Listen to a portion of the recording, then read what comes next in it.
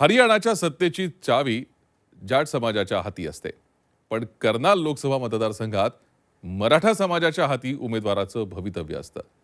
यंदा कर्नाल मतदारसंघातून मराठा उमेदवार उभा राहतोय। हरियाणामध्ये कर्नाल लोकसभा मतदारसंघानं सर्वांचं लक्ष वेधून घेतलंय, कारण सध्या कर्नाल मतदारसंघातून मराठा उमेदवार प्रदीप पाटील भाजपकडून तयारी करत आहेत।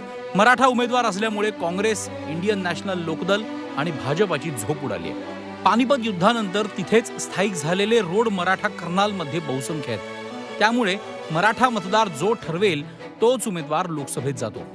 भाजपाचे विद्यमान खासदार अश्विनी चोप्रा यांना पुन्हा संधी मिळणार नसल्याने प्रदीप पाटील लोकसभा निवडणूक मैदानात उतरण्याची तयारी करतायत। कर्नालमध्ये भाजपा आणि काँग्रेसकडे एससी उमेदवार नसल्यामुळे मराठा उमेदवाराकडे लक्ष लागलंय। कर्नाल लोकसभा मतदारसंघात बाहेरचाच उमेदवार विजयी होतो। त्याशिवाय याच मतदारसंघात पानिपत विधानसभा मतदारसंघ येतो। कर्नालमध्ये 138 गावांमध्ये मराठा समाज आहे।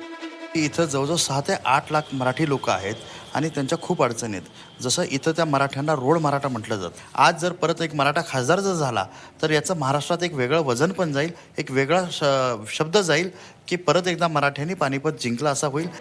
कर्नाल मतदारसंघाचे खासदार अश्विनी चोप्रा यांच्याबद्दल मतदारसंघात नाराजी आहे। त्यातच आता याच मतदारसंघातून मनेका गांधी यांचंही नाव चर्चेत आहे। त्याशिवाय मुख्यमंत्री मनोहरलाल खट्टर यांचा विधानसभा मतदारसंघही कर्नालमध्ये आहे।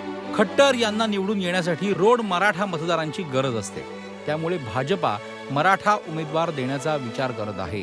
प्रदीप पाटील यांच्या रूपानं कर्नालच्या जनतेला पहिला मराठा खासदार मिळू शकतो। आता उमेदवार नेमक्या मनेका गांधी ठरणार की प्रदीप पाटील, आणि कुणाच्या पारड्यात जनता मत देणार हे पाहणं महत्त्वाचं ठरणार आहे। रामराजे शिंदे, झी 24 तास, नवी दिल्ली।